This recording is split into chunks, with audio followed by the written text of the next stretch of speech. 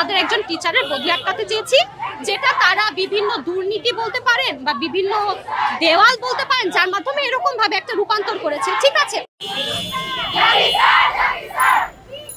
এখানে জুলাই আন্দোলনের সাথে যারা যুক্ত আছে তাদেরকে ছাত্রলীগ বলা হয়েছে। আমরা কি করেছি? আমরা কি গিয়ে ওখানে কোনো আগ্রাসন চালিয়েছি? আমরা কি গিয়ে কোনো ভায়োলেন্স করেছি? না, আমরা শুধু বিনয়ীভাবে আমাদের দাবি জানাতে গিয়েছিলাম। উনি তারপর বলেছেন গেট লস। তা আমরা বললাম যে কেন, আমরা কি করেছি? ইংরেজি বিভাগ থেকে উনি বলেন গেট আউট গেট লস। একজন ঊর্ধ্বতন কর্মকর্তা কিভাবে সাধারণ শিক্ষার্থীদের দাবি নিয়ে যাওয়ার পরেও তাদেরকে গেট আউট গেট লস বলে। রবিবারে আমাদের বন্ধ ছিল, সোমবারের দিন আমরা আমাদের কলেজের শিক্ষার্থীদেরকে নিয়ে এখানে এসেছি, এসে একটা দাবির বা স্মারকলিপি দিয়েছি।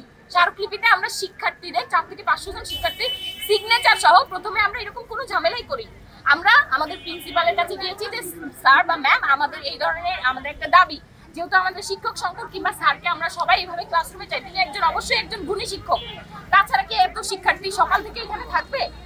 এখানে স্যার আমাদের সাথে কথা অবধি বলতেছে না, স্যার আমাদের বলতেছে বাসায় চলে যাও, আমরা স্যারের জন্য আসি।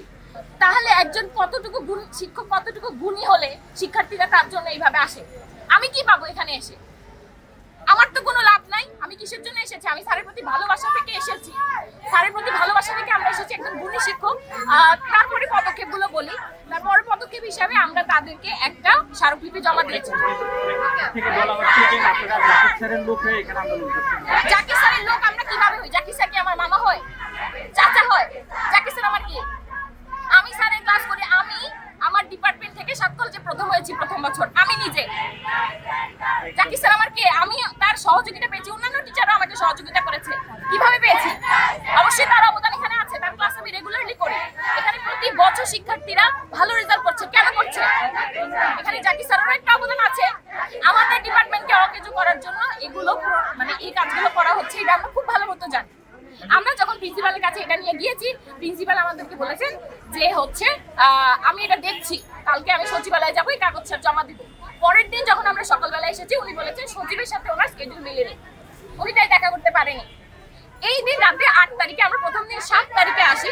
8 তারিখে আমরা কি করি? 8 তারিখে আমরা সন্ধ্যাবেলা ম্যামের সাথে দেখা করে যখন বাসায় চলে যাই, তারপরে গিয়ে দেখতে পারি মাউসি রেখে স্যারকে একটা নোটিশ পাঠানো হয়েছে।